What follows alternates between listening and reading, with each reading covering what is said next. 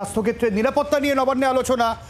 নতুন করে 12,000 পুলিশ নিয়োগের সিদ্ধান্তের কথা জানালেন মুখ্যমন্ত্রী মমতা বন্দ্যোপাধ্যায় এবং তিনি বলেন সোমবার এই পুলিশ নিয়োগ নিয়ে একটা বিজ্ঞপ্তি জারি করা হবে এবং এই পুলিশের ডিউটি এবং তার সঙ্গে জুনিয়র ডাক্তারদের যেরকম ডিউটি, পুলিশের ডিউটি এবং প্রশিক্ষণ একসাথে কিভাবে হবে সেই বিষয়টাও বললেন তিনি। ঠিক কি বলেছেন এই নিয়ে মমতা বন্দ্যোপাধ্যায়? ইতিমধ্যে তোমরা সবাই শুনে নিলে যে রাজ্যে চাকরি প্রার্থীদের জন্য রয়েছে বিরাট বড় সুখবর, কেননা পুজোর আগেই 12,000 পুলিশ নিয়োগ করা হবে। ইতিমধ্যে জানিয়ে দিয়েছে রাজ্যের মুখ্যমন্ত্রী মাননীয় মমতা বন্দ্যোপাধ্যায়। তোমাদের কাছে একটা রিকোয়েস্ট, তোমরা যদি বিস্তারিত জানতে চাও তাহলে কিন্তু প্লিজ তোমরা ভিডিওটা প্রথম থেকে শেষ পর্যন্ত দেখবে, না হলে কিন্তু তোমরা কিছুই বুঝতে পারবে না।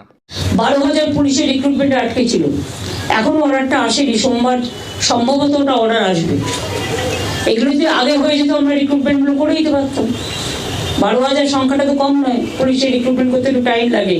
তাও আমি বলেছি বেশি টাইম না নিয়ে ডাক্তাররা, যেমন আমি এখন অ্যালাউ করে দিয়েছি, যারা পিজিটি করে মনে করুন বা এমএস করে, এমডি করে, নানা রকম আছে, তো তারা ডাব্লিউবি মানে ইন্টার্ন করবার পর তাদের আমি বলেছি তারা পড়াশোনাও করবে, আবার তারা চিকিৎসাটাও করবে, সেরকম পুলিশের ডিউটিও করবে, আবার ট্রেনিংটাও নেবে।